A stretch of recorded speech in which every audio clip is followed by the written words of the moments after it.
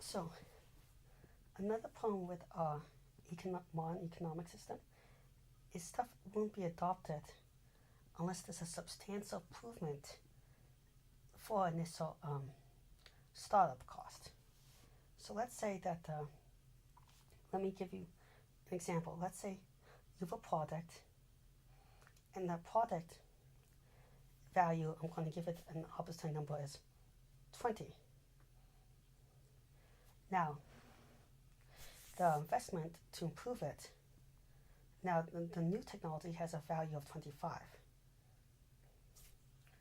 Help to improve it costs $100, and it's just not worth it yet until a new iteration of technology that makes this whole thing from 20 to 25 good to 30 good. Then this investment into new technology is worth it. You can see this with the airline industry, that there's a bunch of new technology, but unless you can make a real game changer, no one's going to do it. You can see this in environmental green things, drugs and stuff. Is that new manufacturing technology? Until there's not only a little improvement, but a huge improvement, companies won't change because the change will be just too much of an initial investment and cost. This also slows down new technology because we just don't get to test it as much. We don't get incremental improvements that build up on each other. That we don't see that, maybe this new technology reduces accidents by 1%, so we add that. We're seeing it on a massive scale, so then the 1% improvement saves hundreds of lives, but then we see it where it's bad, and then we try something else. Instead, we wait until this perfect new technology exists. The way around this is simply either you have the consumer, there's a couple ways around this.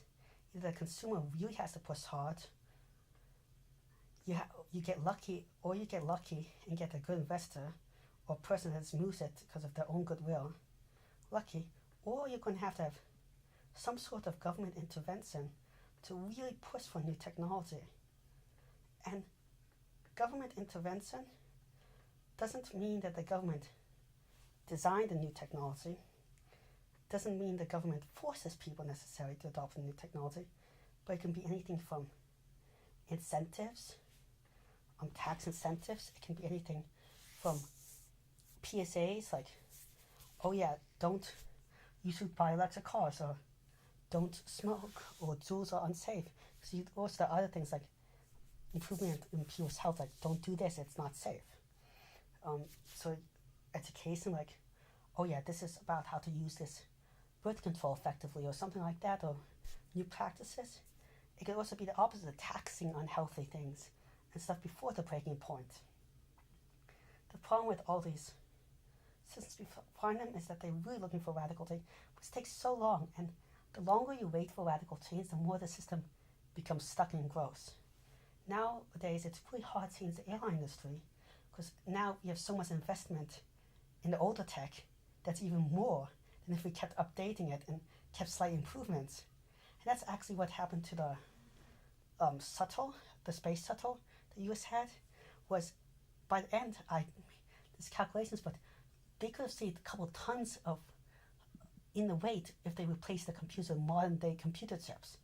But they just waited so long until there was a huge improvement that they couldn't do it anymore because they lost track of all the technology and everything, and they were so ingrained that it was just so hard to replace. And instead, they kept figuring out how to replace it periodically. They could have made a huge improvement a lot faster. So these are just some more quick thoughts about why a simple free market system does not work or lead to the greatest innovation, and a little bit of ideas of how we can improve it as a society. Thank you very much. Please like and subscribe. I'm trying to reach 1,000 subscribers within a year, which is really difficult. With all your help, I think I can do it. Thank you very much, and if you have any questions, leave them in the comment section below, or anything else. Thank you. Bye.